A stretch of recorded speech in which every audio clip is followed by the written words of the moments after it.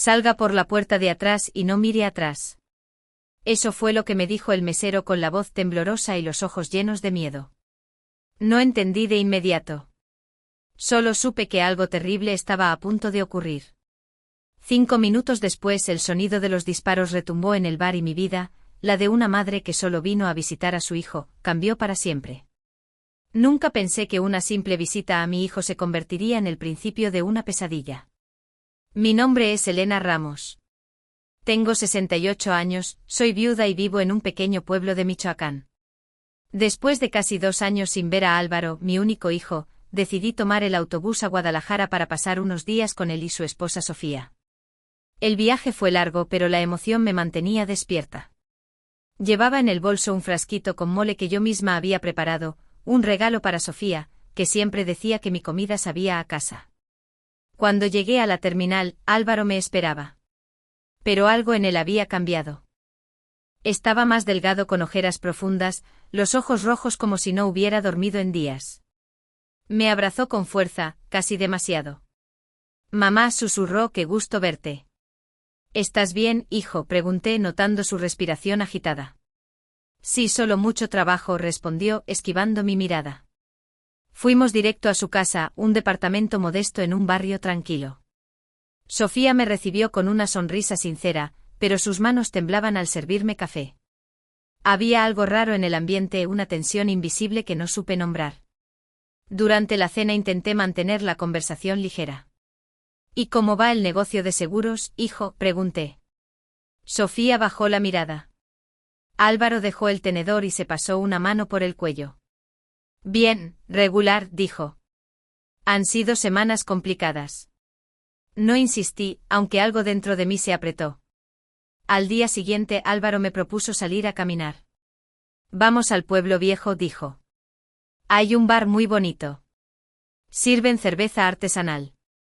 ¿Un bar?, me reí. Tú nunca bebías.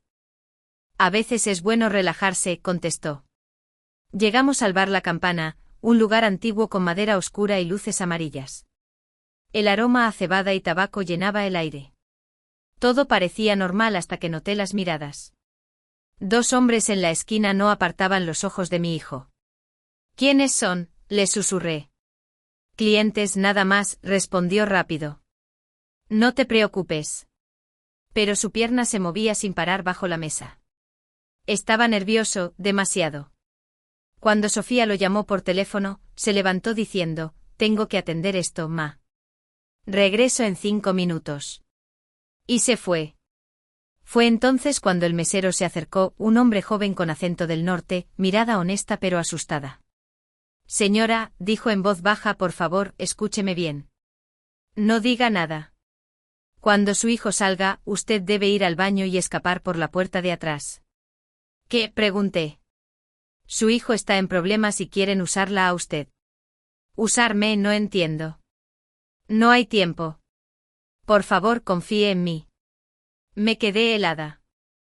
En ese momento uno de los hombres del rincón se levantó y caminó hacia el teléfono del bar. El mesero se apartó fingiendo limpiar la barra. El reloj marcaba las 7:10. 5 minutos después, el primer disparo quebró el silencio. Me lancé al suelo instintivamente. La gente gritó, las botellas se rompieron, el corazón me latía en la garganta. Sin pensar corrí hacia el baño. Recordé las palabras del mesero, la puerta de atrás. El pestillo estaba oxidado, la ventana pequeña pero abierta.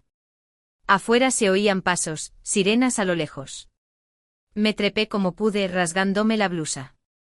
Caí sobre tierra húmeda detrás del edificio. Un perro ladró. Mis manos temblaban tanto que apenas pude ponerme de pie. No sabía a dónde correr, solo supe que debía alejarme. Desde la calle principal se escuchaban más disparos, luego un silencio espeso. Pensé en Álvaro, en su rostro tenso, en los hombres del rincón. Caminé sin rumbo por las calles hasta llegar a una pequeña iglesia iluminada por velas. Entré y me arrodillé frente al altar. El aire olía a incienso y miedo. Dios mío, susurré, protege a mi hijo. No entiendo nada, pero protégelo. Minutos después, una figura apareció en la puerta. Era el mesero. Señora, dijo jadeando, tenemos que irnos. No es seguro quedarse aquí.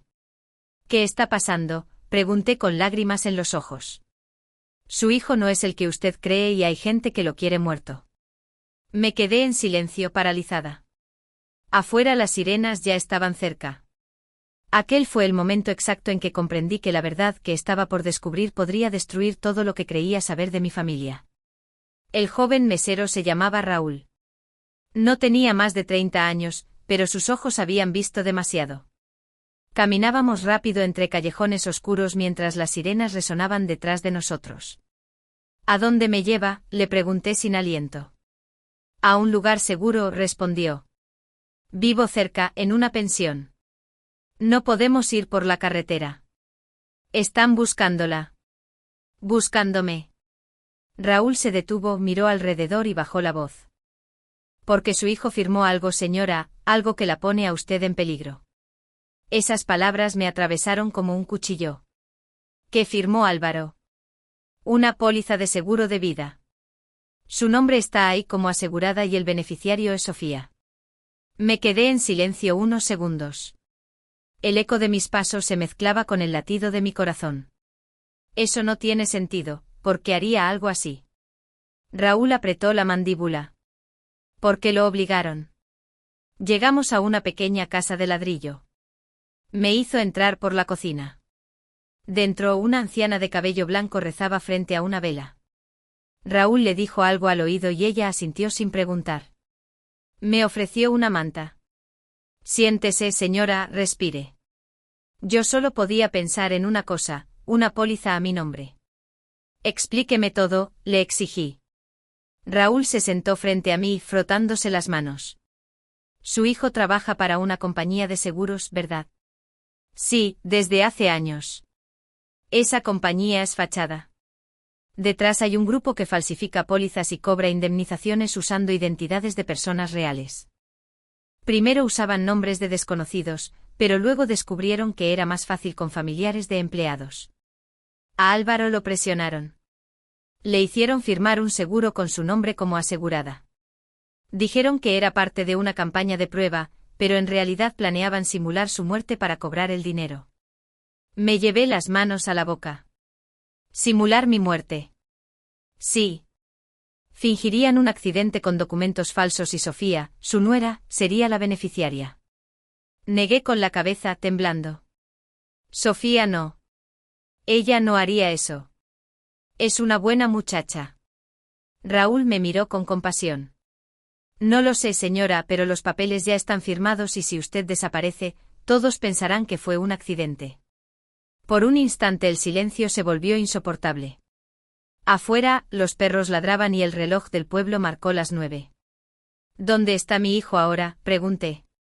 Escapó, pero no sé si sigue vivo. ¿Por qué dice eso? Porque los hombres que estaban en el bar no eran clientes, eran cobradores.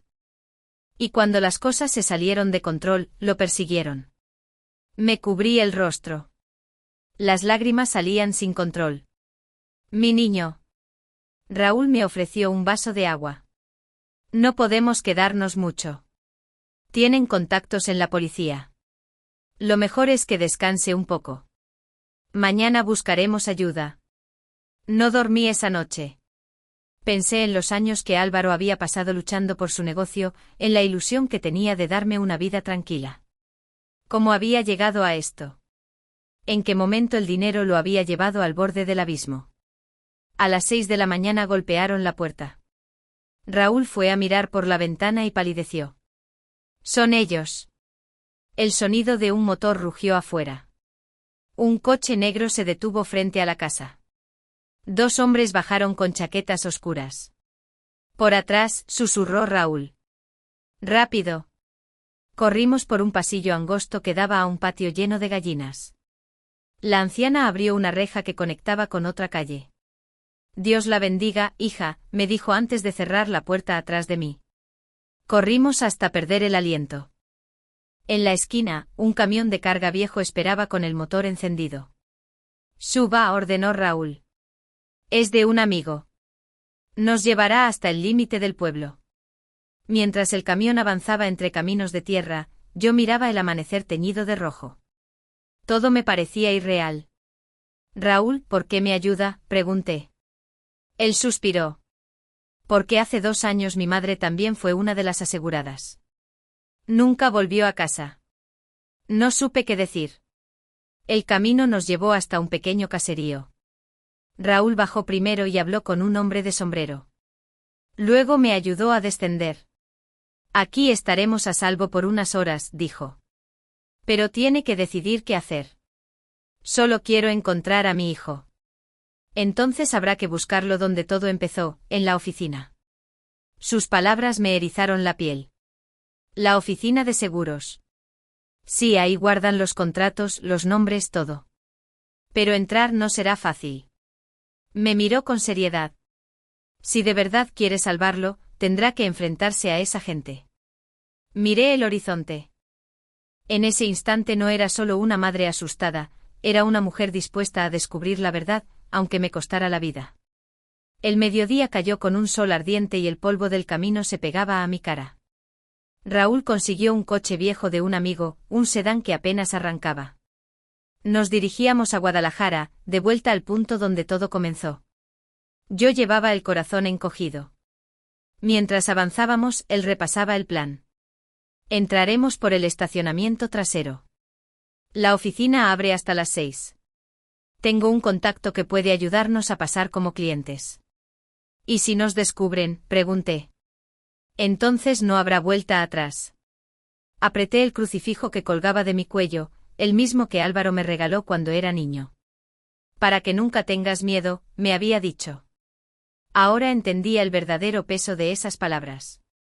Llegamos a la oficina, un edificio gris de 3 pisos con el logotipo Protección Integral S.A. en letras doradas.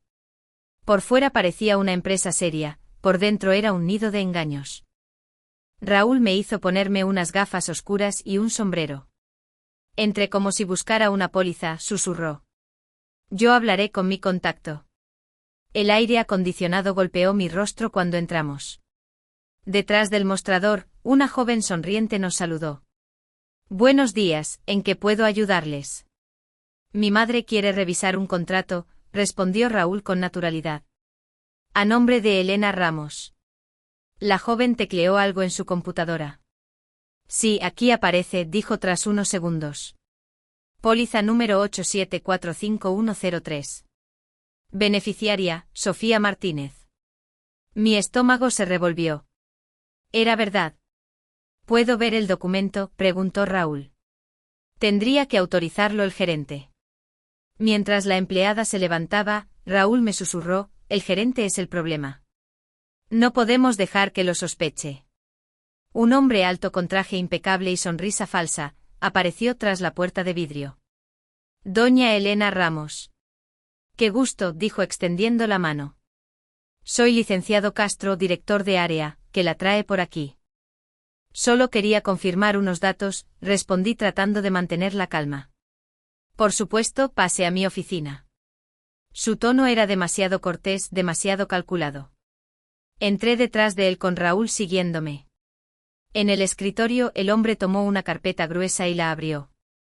Aquí está su póliza, firmada hace 3 meses por su hijo Álvaro Ramos, quien figura como contratante. Me quedé helada. ¿Él firmó esto? Sí, todo está en regla. Su muerte accidental otorgaría a la señora Sofía Martínez la suma de 3 millones de pesos. Mi voz se quebró. Pero yo estoy viva. El hombre sonrió. Por ahora.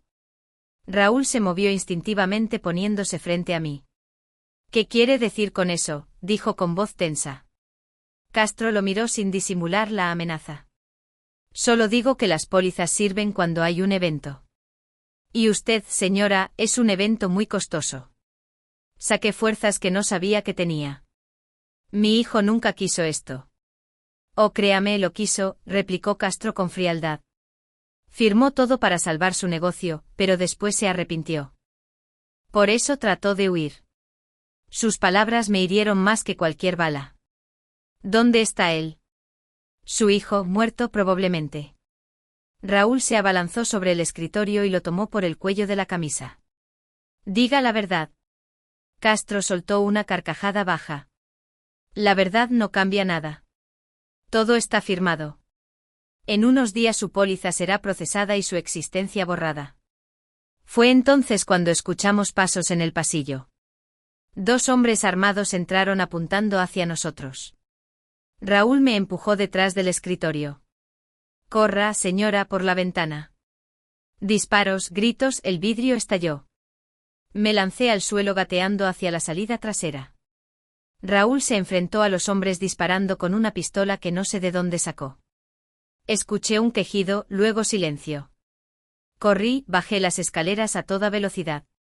La gente gritaba afuera. El ruido del tráfico me devolvió al mundo real. Subí a un taxi sin mirar atrás. «A la iglesia de San José, por favor», dije con voz temblorosa. Durante el trayecto revisé mi bolso. Entre los papeles que Raúl me había pasado antes de entrar encontré una copia doblada del contrato. En letras pequeñas leí algo que me heló la sangre: testigo de firma, Sofía Martínez. Las lágrimas me nublaron la vista. Sofía sabía todo desde el principio. Cuando llegué a la iglesia me encerré en un banco. El padre me ofreció agua y silencio. Pasé horas mirando el crucifijo preguntándome dónde estaba Álvaro, si estaba vivo, si todo esto tenía arreglo. De pronto una sombra se detuvo junto a mí. «Doña Elena», susurró una voz familiar. Levanté la mirada. Era Sofía. Su rostro estaba pálido, los ojos hinchados de llorar. «Necesitamos hablar», dijo. «No todo es lo que parece». Y supe que aquella conversación iba a decidir si podía seguir confiando en la única persona que me quedaba. La iglesia estaba casi vacía, apenas iluminada por el resplandor de las velas. Afuera el sol ya se escondía detrás de los tejados, tiñendo todo de un naranja triste. Sofía se sentó frente a mí con las manos entrelazadas, sin atreverse a mirarme a los ojos. «Doña Elena», dijo en voz baja, «sé que no tiene razones para creerme, pero necesito explicarle». Yo me quedé en silencio. Mi corazón oscilaba entre el miedo y la rabia. «Empiece», le dije finalmente, «pero si me miente lo sabré». Sofía respiró hondo y entonces todo comenzó a salir de su boca como si llevara semanas ahogándose. «Sí, yo firmé como testigo en la póliza, pero no sabía que iban a usarla para eso. Álvaro me dijo que era solo un trámite de trabajo, que ayudaría a su empresa con una auditoría interna». «¿Y le creyó?», pregunté con incredulidad. Él estaba desesperado, doña Elena. Lo amenazaban, lo tenían acorralado. Su voz se quebró.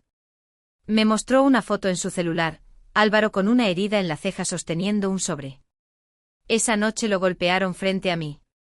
Me dijeron que si hablaba nos matarían a los dos. El silencio se volvió pesado. El eco de sus palabras me atravesaba el pecho. «Entonces usted sabía que me querían muerta». «No al principio. Pero cuando le conté a Álvaro que había recibido llamadas raras, entendimos lo que planeaban. Querían fingir su muerte, doña Elena, usar su nombre, falsificar papeles, incendiar un coche con un cuerpo irreconocible».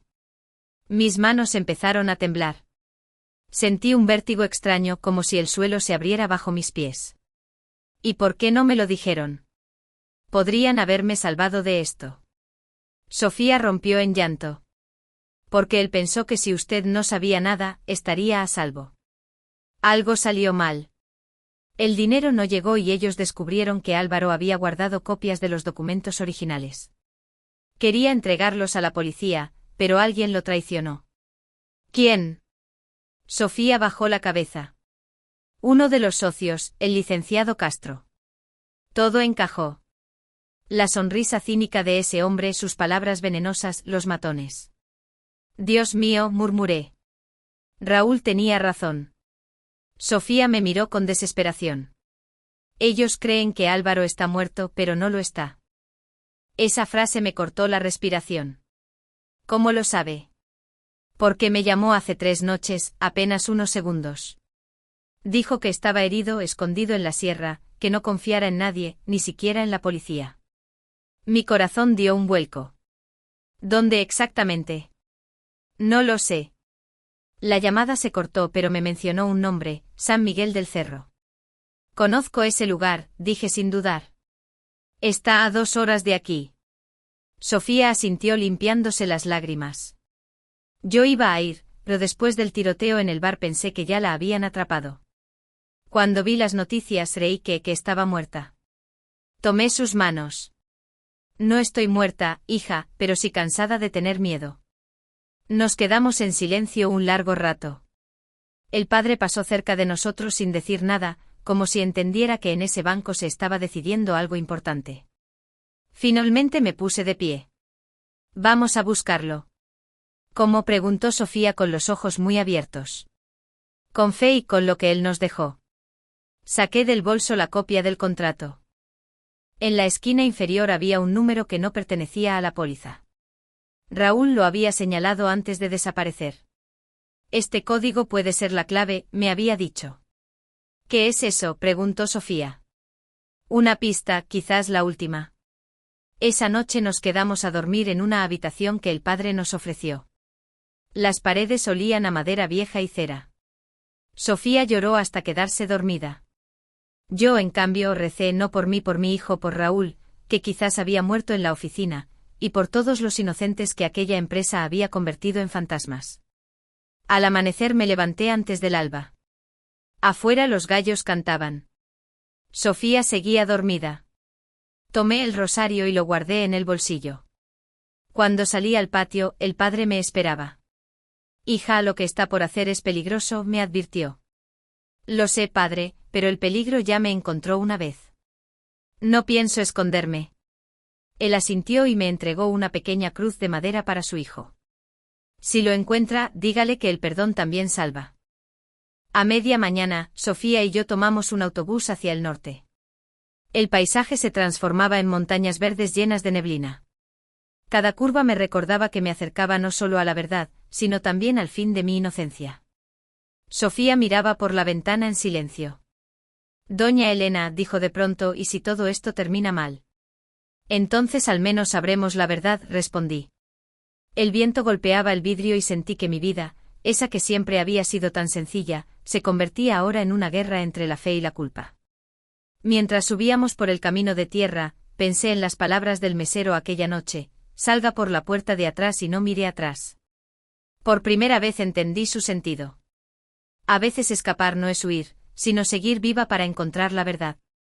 Cuando el autobús se detuvo en San Miguel del Cerro, supe que estábamos en el lugar correcto. El aire olía a pino y lluvia reciente. En el horizonte entre las montañas, se veía una cabaña solitaria y algo en mi corazón me dijo que allí estaba mi hijo. El aire en San Miguel del Cerro olía a tierra mojada y pino recién cortado. El autobús se alejó dejando una nube de polvo y Sofía y yo quedamos solas frente a la sierra. Las montañas parecían inmensas, con un silencio tan profundo que podía escuchar mi propio miedo. Dijo que estaba en una cabaña, recordé. Si sobrevivió, no puede estar lejos. Empezamos a caminar por el sendero de tierra. El cielo se cubría de nubes y cada paso me parecía una mezcla de esperanza y tormento. Sofía caminaba detrás con los zapatos llenos de barro, sin decir una palabra. Después de casi una hora vimos humo saliendo de entre los árboles. Me detuve. ¿Lo ves? Sí, parece una chimenea. Nos acercamos con cautela. La cabaña era pequeña, hecha de troncos, con una puerta a medio cerrar. El corazón me latía tan fuerte que creí que se me iba a salir del pecho. Golpeé la puerta. Nada. Golpeé otra vez. Entonces escuché una voz débil del otro lado. ¿Quién es? Álvaro, grité. La puerta se abrió apenas. Mi hijo estaba ahí vivo con la cara pálida y una venda en el hombro. Cuando me vio, se tambaleó. Ma, ¿eres tú? Sí, hijo mío. Soy yo. Corrí a abrazarlo. Su cuerpo estaba frío y olía a humo y a heridas. Sofía se quedó parada en la entrada llorando en silencio. Nos quedamos así un buen rato sin palabras. Solo el sonido del viento y nuestros sollozos. Álvaro se sentó en una silla vieja. Pensé que ya las habían matado. Casi, dije. Pero alguien me ayudó. Él bajó la cabeza. Todo esto es culpa mía. No lo interrumpí. Es culpa de los que te usaron. Sofía se acercó temblando. Álvaro, yo les conté. Ella sabe todo. Él la miró sorprendido, luego asintió. Ya era hora. No quiero más secretos. Se quitó la venda del hombro. La herida estaba mal curada. Uno de ellos me disparó cuando intenté escapar. Me escondí aquí. Los campesinos del cerro me ayudaron. Me dieron agua, comida. Me salvaron la vida. Me arrodillé frente a él tomándole la mano. Todo va a terminar, hijo. Tenemos la póliza, los papeles, todo. Él negó. Eso no basta. Tienen más. Copias. Contactos en la policía, políticos. No se detendrán hasta borrar toda evidencia. Sofía lo miró con determinación. Entonces hay que adelantarse. ¿Qué propones?, pregunté. El archivo maestro está en un servidor en la oficina central. Si conseguimos sacarlo, se acabó el negocio. El silencio se llenó de truenos lejanos. Una tormenta se acercaba. ¿Y cómo llegaremos hasta allá?, pregunté. Tengo un contacto, respondió Álvaro. Un detective llamado Morales. Le pasé parte de la información antes de huir. Si sigue vivo, puede ayudarnos. Me miró con ojos cansados. Mamá, nunca quería meterte en esto.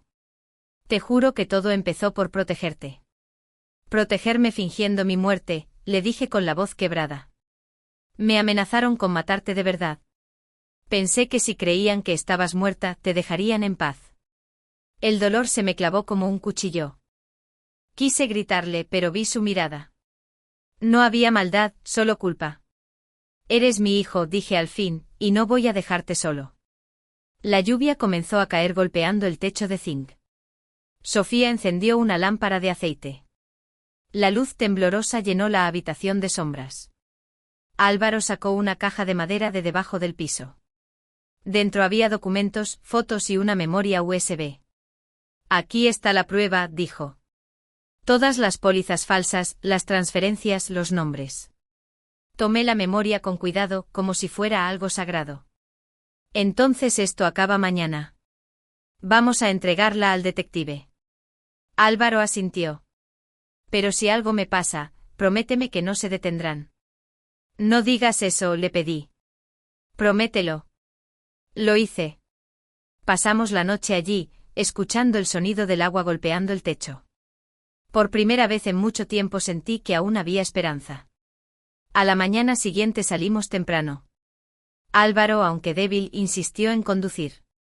Hay un camino viejo que lleva directo a la ciudad, dijo. Nadie lo usa desde hace años. El cielo estaba cubierto de nubes.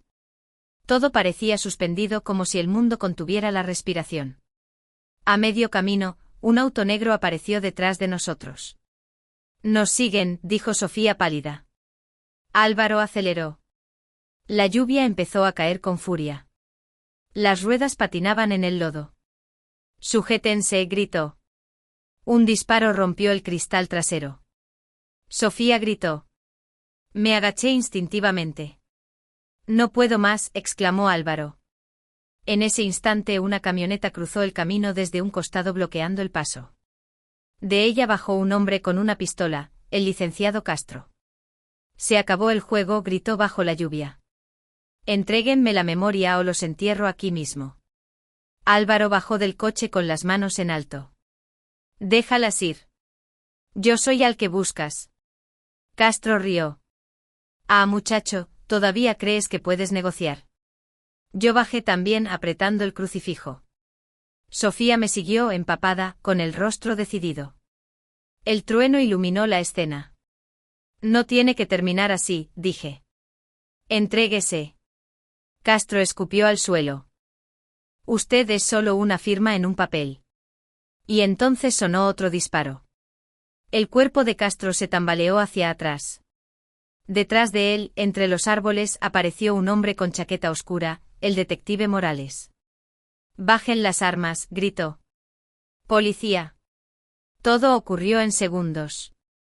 Los hombres de Castro intentaron huir, pero fueron rodeados por patrullas que emergieron del bosque. Morales se acercó a nosotros empapado. Sabía que vendrían aquí, dijo. Su hijo me envió coordenadas antes de desaparecer. Álvaro se desplomó en mis brazos, agotado. ¿Está terminado?, pregunté. No aún, dijo Morales, pero ahora tenemos lo que necesitamos. Tomó la memoria USB y la guardó en su chaqueta. Con esto caerán todos. Sofía sollozaba de alivio. Yo solo miré al cielo dejando que la lluvia me lavara la cara. Habíamos sobrevivido, pero algo me decía que la historia aún no había terminado. La lluvia caía sin descanso sobre el techo de la iglesia. Afuera, los relámpagos iluminaban los charcos donde se reflejaban las luces azules de las patrullas. Todo había pasado tan rápido, los disparos, el grito de Morales, el cuerpo del licenciado Castro desplomado sobre el lodo. Nos refugiamos dentro del templo, empapados, temblando. Sofía sostenía a Álvaro, que apenas podía mantenerse en pie. El detective se quitó el sombrero y lo dejó sobre el altar. Están a salvo por ahora, dijo respirando con dificultad, pero esto no ha terminado. Me dejé caer en uno de los bancos. La cruz de madera que el padre me había dado pesaba en mis manos más que nunca. ¿Cuántos más deben morir, señor?, susurré. Morales se acercó. El sistema que desmantelamos hoy era solo una parte. Hay gente poderosa detrás, empresarios, políticos. No van a quedarse quietos. Entonces debemos terminar lo que empezamos, respondí con una fuerza que ni yo reconocí. El detective me miró sorprendido. Su hijo tiene pruebas suficientes para destruirlos. Pero necesitamos hacerlo bien. Si las entregamos ahora, podrían desaparecer. ¿Qué sugiere?, preguntó Álvaro agotado. Esperar. Publicarlas todas a la vez con respaldo legal y mediático. Sofía lo interrumpió. Y mientras tanto, ¿qué? Seguimos escondidos como si no existiéramos. Exactamente, contestó Morales. Si los creen muertos, no los buscarán. Álvaro negó con la cabeza. No pienso seguir huyendo. Ya tuve bastante de mentiras. Me acerqué a él tomándolo del rostro. Hijo, no es cobardía esconderse cuando es por amor. La fe también sabe esperar. La tormenta arreciaba. Cada trueno hacía vibrar los vitrales rotos. Dentro del templo el aire olía a cera y a miedo.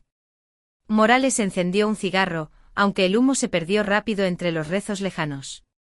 Cuando era niño, dijo mirando al altar, mi madre me decía que las cruces no se eligen. Uno las carga o se deja aplastar por ellas. Sus palabras se clavaron en mí. Miré el crucifijo entre mis dedos y comprendí que ese objeto tan simple había sido testigo de toda mi vida, de la fe, del dolor y ahora del sacrificio. Álvaro tosió. Ma, ¿todavía crees que Dios me puede perdonar? No lo dudes, le respondí.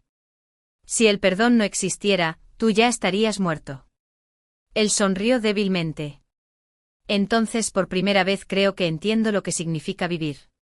Nos quedamos callados. Sofía apoyó la cabeza en su hombro. Yo cerré los ojos. Por un momento el sonido de la lluvia fue lo único que existía. A la mañana siguiente Morales nos llevó a un refugio en las afueras de la ciudad. Era una casa humilde, rodeada de maizales. Allí, por fin, Álvaro pudo descansar. Durante los días siguientes, Morales recopiló las pruebas, contactó a periodistas y fiscales. Cada vez que llegaba con noticias, su rostro se veía más cansado, pero también más decidido. Ya casi está, dijo una noche. En cuanto tengamos el testimonio completo de Álvaro, lanzaremos todo. Yo pasaba las tardes escribiendo en un cuaderno que me dio el padre de San José. Escribía lo que había vivido, lo que había sentido, no por venganza, sino para no olvidar. Sofía ayudaba a curar la herida de Álvaro. A veces los escuchaba reír bajito y eso, más que cualquier palabra, me devolvía la esperanza. Pero el peligro seguía latente. Una tarde, mientras Morales hablaba por teléfono afuera, escuchamos un golpe seco. ¿Qué fue eso?, preguntó Sofía. Salimos corriendo. El detective estaba en el suelo, inconsciente. En el camino de tierra, un coche negro se alejaba levantando polvo. Álvaro se agachó junto a él. Morales, respire. El detective abrió los ojos apenas. No, no se preocupen por mí, murmuró. En la guantera, el sobre. Busqué rápido. Dentro había una memoria y unas notas. Por si no llego a entregarlo, confíen solo en el padre de San José. Se lo llevaron todo, dijo Sofía revisando el bolsillo del detective. No todo, contesté. Todavía tenemos esta cruz. En la parte trasera del crucifijo de madera había una pequeña ranura. Álvaro la abrió con cuidado. Dentro, escondida en el hueco, había una segunda memoria. La copia, susurró. Morales era más listo de lo que pensábamos. Esa noche no dormimos. Preparábamos todo para ir a la iglesia al amanecer. Pero antes de salir, Álvaro se detuvo y me miró. Más si algo pasa, quiero que sepas que esta vez no tengo miedo. Eso lo dices porque no has sido madre, le respondí sonriendo entre lágrimas. Nos abrazamos. Cuando el primer rayo de sol apareció, caminamos hacia la capilla. El aire estaba fresco con ese olor a esperanza que solo las montañas guardan. Morales había sobrevivido, pero su salud era frágil. Nos esperó en la puerta apoyado en un bastón. Lo logramos, dijo con voz débil. Hoy todo saldrá a la luz. Le entregué la cruz. Guárdela, padre. Representa más de lo que parece. El detective la sostuvo con respeto. El peso de la cruz, murmuró. A veces duele, pero siempre salva. Las campanas comenzaron a sonar. Por primera vez en semanas sentí que podía respirar. Sabía que el camino no había terminado, pero ya no importaba. Habíamos sobrevivido al miedo, a la culpa y a la mentira. Y entendí que no hay cruz demasiado pesada cuando se lleva con amor. El amanecer trajo un silencio que parecía imposible después de tantos días de miedo. La lluvia había cesado y los primeros rayos del sol se filtraban entre las nubes bañando la iglesia en un tono dorado. Morales, pálido pero vivo, nos reunió en el atrio. En sus manos llevaba una carpeta llena de documentos, sellos oficiales y memorias con las pruebas del fraude. Hoy, dijo con voz firme, este infierno termina. Álvaro lo observaba con los ojos cansados. ¿Está seguro de que podemos confiar en ellos? Ya no tenemos opción, respondió el detective. Si no lo hacemos público ahora, lo harán desaparecer todo. El plan era sencillo. Morales había contactado a un periodista independiente, alguien sin miedo a los poderosos. Las pruebas se enviarían desde la iglesia utilizando la red de un colegio cercano. Mientras Sofía preparaba el equipo, yo me quedé mirando el altar. Aquella cruz que tantas veces me pesó ahora parecía liviana. Había soportado el dolor, pero también había sido mi guía. Ma, dijo Álvaro acercándose. Si esto sale bien, quiero que volvamos a casa. Quiero plantar los limoneros que te prometí. Y yo solo quiero verte vivir, hijo, le respondí. Ya no necesito nada más. El sonido del teclado rompió el silencio. Sofía anunció, listo, el archivo está subiendo. Morales asintió. En cuestión de minutos todos lo sabrán. El reloj de la torre marcó las 8.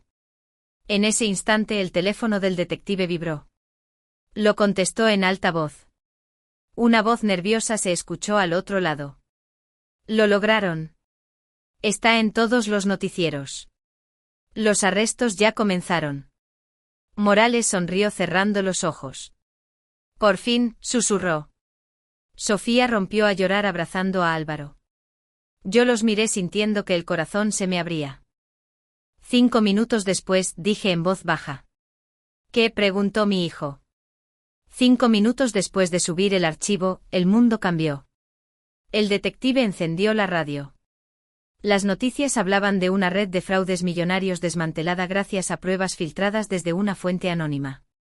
Se mencionaban nombres, empresas, funcionarios. Por primera vez la verdad tenía voz. Morales se sentó exhausto. Ya está todo.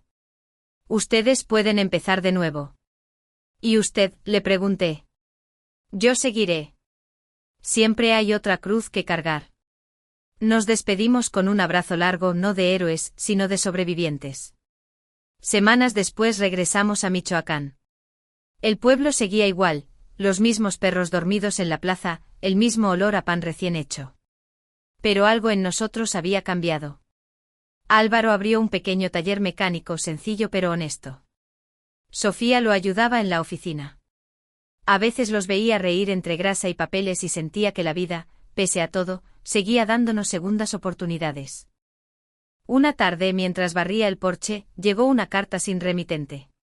Dentro solo había una fotografía, el crucifijo de madera apoyado en el altar de la iglesia. Detrás, una nota con la letra de Morales: el peso de la cruz no está en el dolor, sino en lo que decidimos hacer con él. Lloré no de tristeza sino de gratitud. El sol se escondía y los limoneros nuevos olían a promesa. Álvaro se acercó, me rodeó con un brazo y dijo: ¿sabes, ma? A veces pienso en todo lo que pasó y siento que fue una bendición disfrazada de tormenta. Así es la vida, hijo, le respondí. Duele, pero también enseña. Miré el horizonte. Las nubes se teñían de oro y por primera vez en mucho tiempo no temía el futuro. Me volví hacia quienes escuchaban mi historia y hablé con el corazón. A ti que llegaste hasta aquí, gracias por acompañarme. Si alguna vez sentiste miedo, recuerda la fe. No es no tener miedo, sino caminar a pesar de él. Cuéntame qué hubieras hecho tú por tu familia, déjalo en los comentarios. Y si quieres seguir escuchando historias de esperanza, redención y amor, suscríbete. Tenemos mucho que compartir porque la vida, aunque duela, siempre ofrece otra oportunidad. El viento movió las cortinas y el olor al limonero llenó la casa. Cerré los ojos, apreté el crucifijo contra el pecho y susurré: gracias, Dios mío. 5 minutos después, todo cambió.